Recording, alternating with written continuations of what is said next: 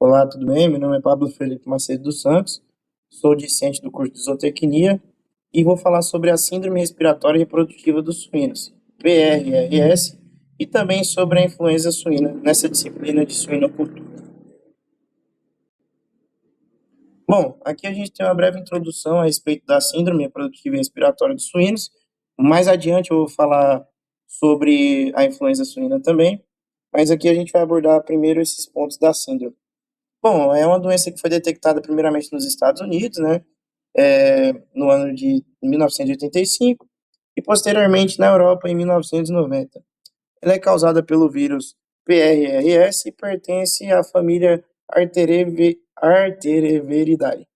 Bom, de forma bem breve, eu vou falar aqui o que ela causa, né, que são problemas reprodutivos em fêmeas gestantes, como abortos, partos precoces e natimortos, causam problemas seríssimos em toda uma cadeia da suinocultura, porque os animais que nascem, né, quando não há o caso do natimorto, eles nascem com mau desenvolvimento, tanto o desenvolvimento ósseo quanto muscular, trato gastrointestinal também comprometido, pulmão também, a pequeno e médio prazo esses animais vão ter problemas de, como a dispneia, que eu vou falar de forma mais detalhada, e também, como já falei, problemas respiratórios em todas as faixas etárias.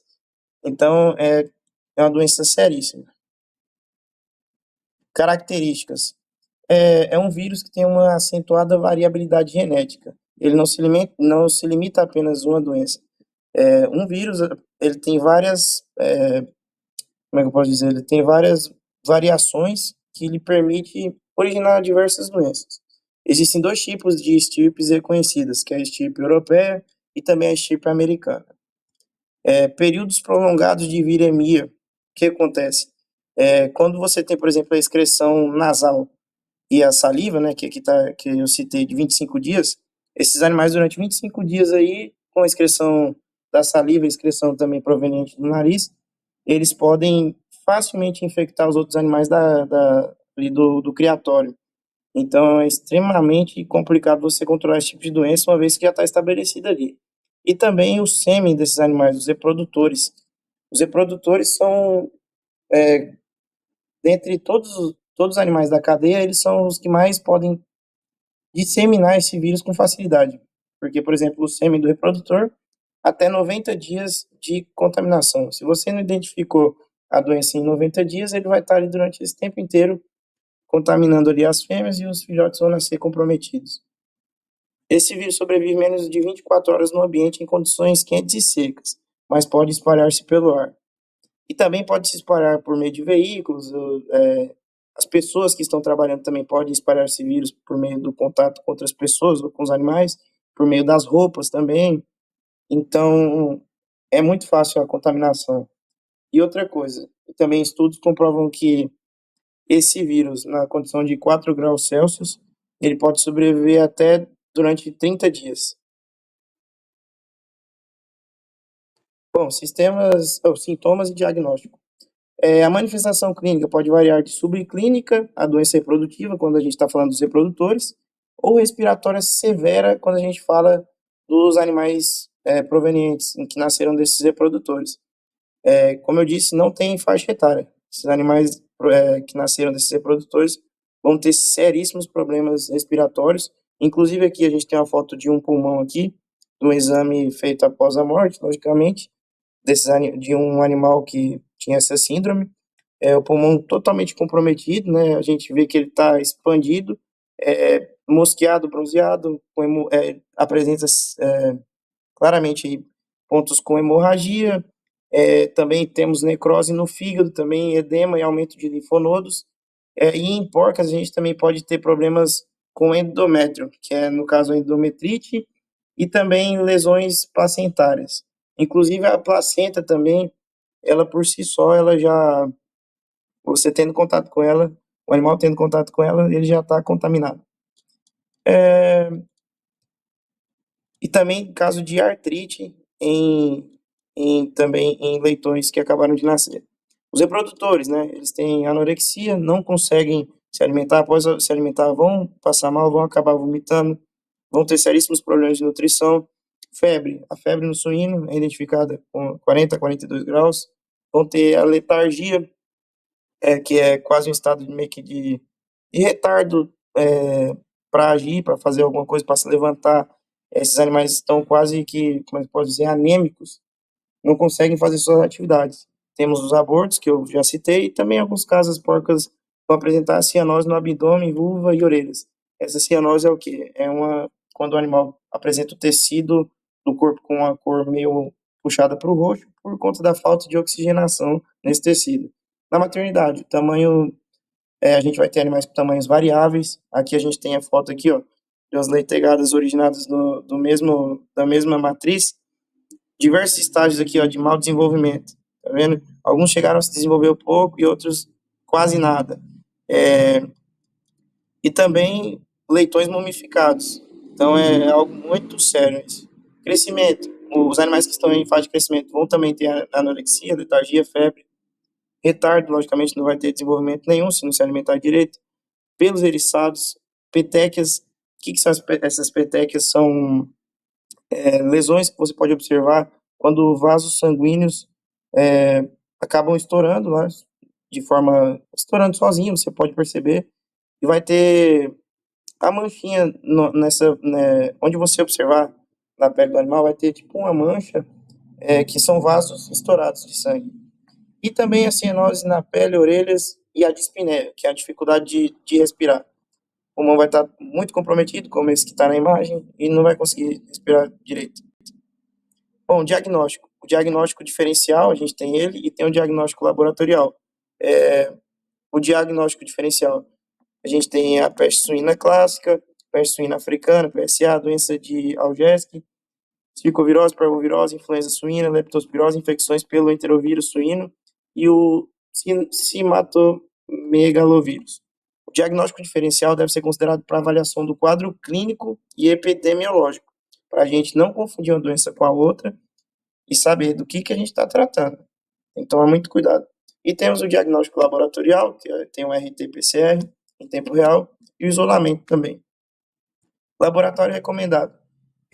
A gente tem um laboratório que é no Brasil, que é recomendado, que essa informação eu peguei no site mesmo do governo, que é, que é sobre o Ministério da Agricultura e Pecuária, que fala que o laboratório recomendado é o Laboratório Federal de Defesa e Agropecuária de Pedro Leopoldo, de Minas Gerais, que ele é referência em casos suspeitos dessa síndrome respiratória reprodutiva.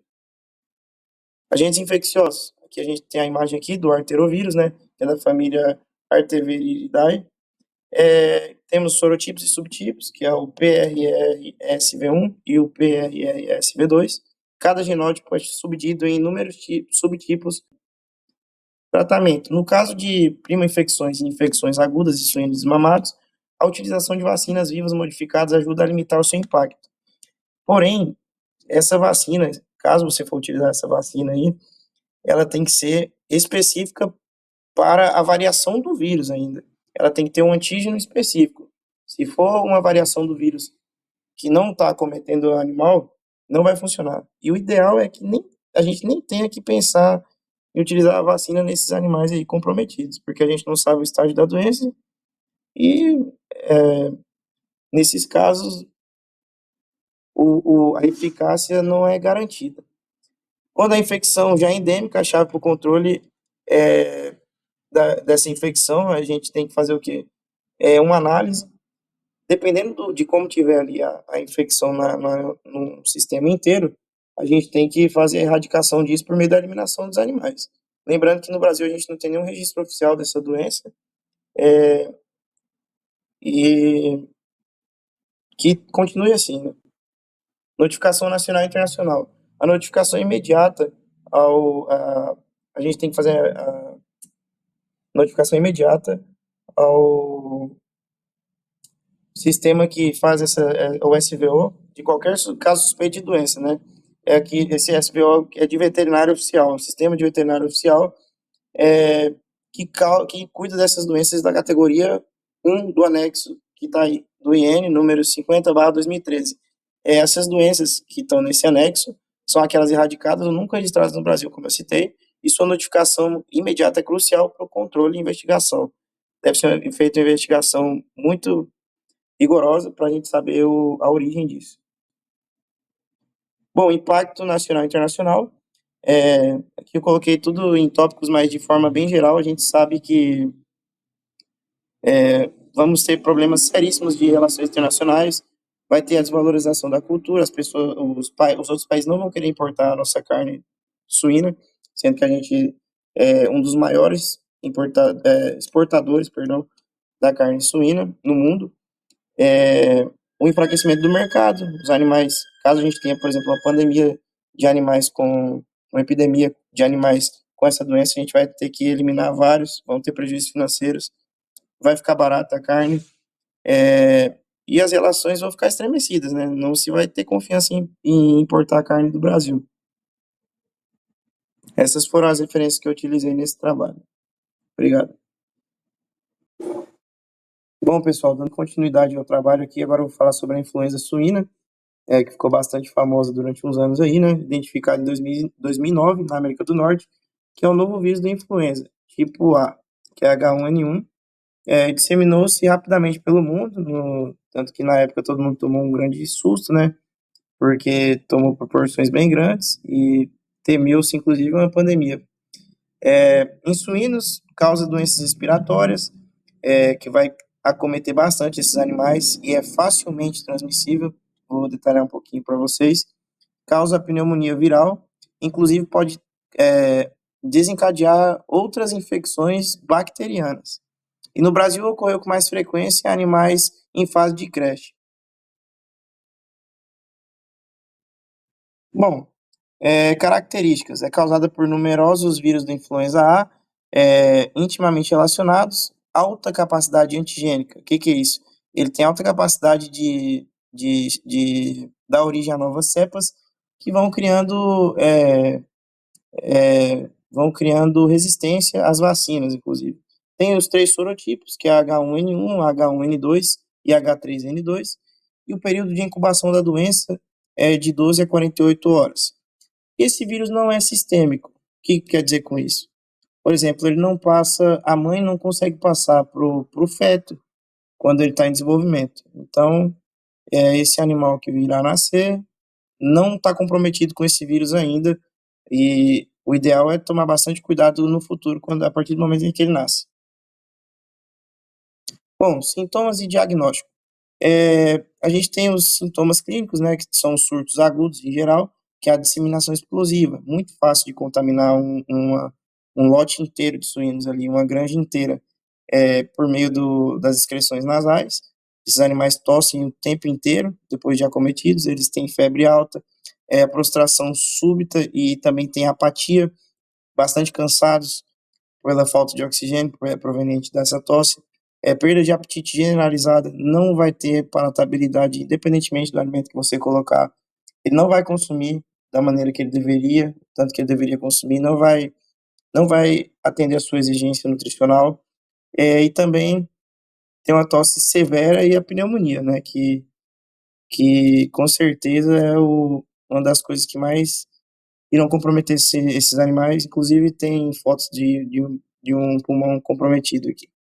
Por categoria, as matrizes, principalmente, elas vão ter falhas reprodutivas devido às febres, vão ter repetições de cio e porcas vazias, vai desregular totalmente o cio dessas fêmeas.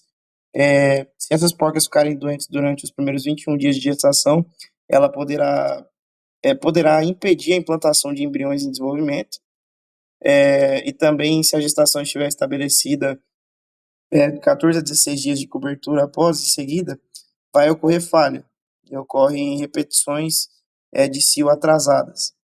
Então, a questão reprodutiva vai totalmente ser comprometida. E também, se a infecção ocorrer nas primeiras 5 semanas de gestação, pode haver morte embrionária e vai acontecer a gravidez psicológica, vamos dizer assim, essas matrizes vão ficar pseudográvidas, né?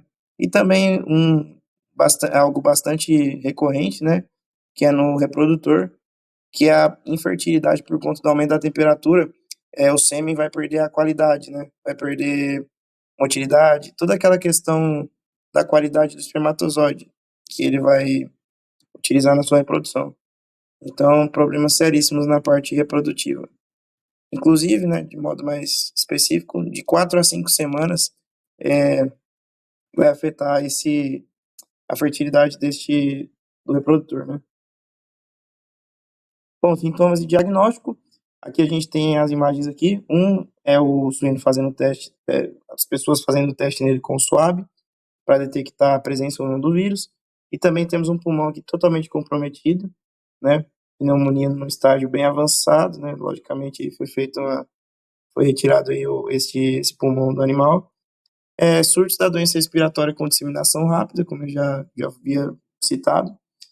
Também aqui a gente tem o diagnóstico laboratorial, confirmatório, né? Que é o PCR, que é com base no suave, como a gente tem nessa imagem aí, fluidos orais. Sorologia, que é aumento de anticorpos em amostras de sangue pareadas. E o diagnóstico diferencial também. Tratamentos. As porcas reprodutores que apresentarem sintomas dessa da doença já aguda, com aumento de temperatura e da velocidade de respiração, devem ser tratados com antibiótico de amplo espectro. É um tratamento bem pesado, né? Mas é o que a gente consegue fazer para tentar salvar esses animais. E também a gente tem que ter um controle da pneumonia bacteriana secundária também com antibióticos, medicação via água, 3 a 5 dias, uso de medicamentos anti-inflamatórios para minimizar os danos no sistema respiratório. Dependendo do estágio que você for tratar esse animal, não vai ser eficaz, né? Infelizmente, ele já vai estar comprometido. É muito difícil reverter. A notificação nacional e internacional. O Ministério da Agricultura, que é o mapa, ele é notificado, né? Quando para receber as notificações e coordenações de vigilância e controle aqui dentro do Brasil. E em caso de confirmação dessas doenças, o MAPA, né, o Ministério da Agricultura e Pecuária, vai passar informações para a Organização Mundial da Saúde, que para saber como que está sendo tratado, os casos confirmados, aonde foi confirmado o caso, vai ser feita toda a investigação de pessoas e animais que estiveram em contato com esse indivíduo infectado.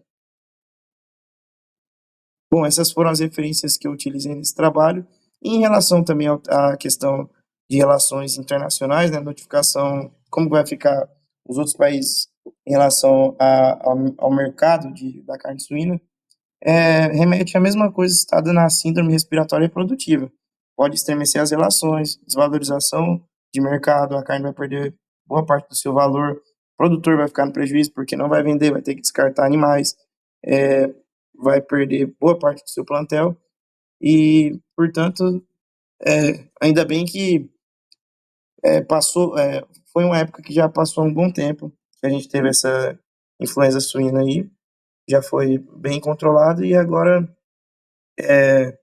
momentaneamente a gente não tem recorrência desses casos.